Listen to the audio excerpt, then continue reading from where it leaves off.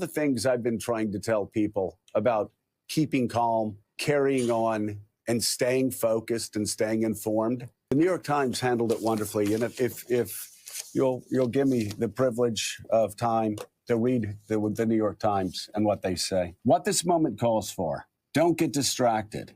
Don't get overwhelmed.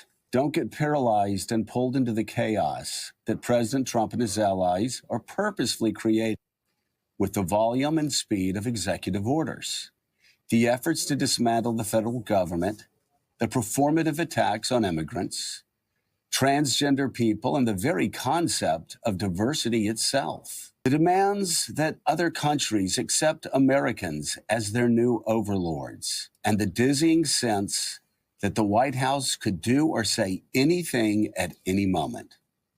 All of this is intended to keep the country on its back heel so President Trump can blaze ahead in his drive for maximum executive power, so no one can stop the audacious, ill-conceived, and frequently illegal agenda being advanced by his administration. For goodness sake, writes the Times, don't tune out.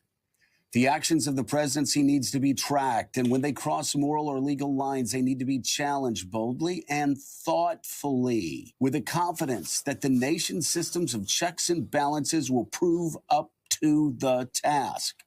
There are reasons for concerns on that front, of course.